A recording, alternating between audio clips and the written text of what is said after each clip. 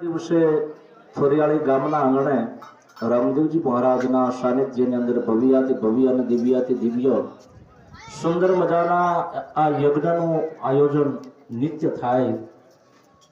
ભજન અને ભોજનની સાથે દરેક ભક્તજનો છે બપોરે મહાપ્રસાદ ગ્રહણ કરે। મનુષ્ય જન્મ મળ્યો છે સાહેબ, માનવ શરીર આ દેવતાઓથી પણ દુર્લભ છે અને એટલા માટે ગોસ્વામી તુલસીદાસ લખે છે કે બડે ભાગ માનુષ તન પાવા સુરદુર્લભ સદ ગ્રંથ હિ ગાવા। તો મનુષ્ય જન્મની અંદર સાહેબ જેટલું સદકર્મ થાય, જે કઈ ધર્મ કાર્ય થાય, યજ્ઞ થાય, તપ થાય, એના દ્વારા સાહેબ સારા ફળની પ્રાપ્તિ થાય। આ કળયુગનો સમય છે। કળયુગની અંદર સાહેબ શાસ્ત્રમાં બતાવ્યું છે કે વ્રત નહીં, તપ નહીં, ભજન નહીં, સત્સંગ નહીં, માણસ પોતાનું પેટ ભરવા માટે પાપ કર્મ કરે।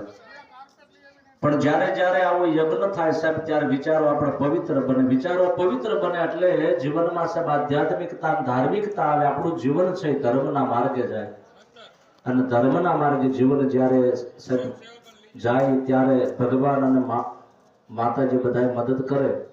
ધર્મના માર્ગે જીવન જ્યાં સુધી હોય સાહેબ ત્યાં સુધી ભગવાન કે માતાજી કૃપા ન કરે અને ભગવાન અને માતાજીની કૃપા વિના આ જીવાત્માનું સાહેબ કલ્યાણ થતું નથી।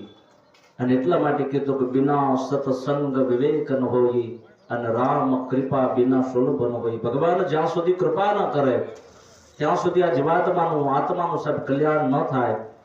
તો જે કઈ આજના દિવસે સુંદર મજાના યજ્ઞનું આયોજન અને આપણે યજ્ઞનો પ્રારંભ કરીએ।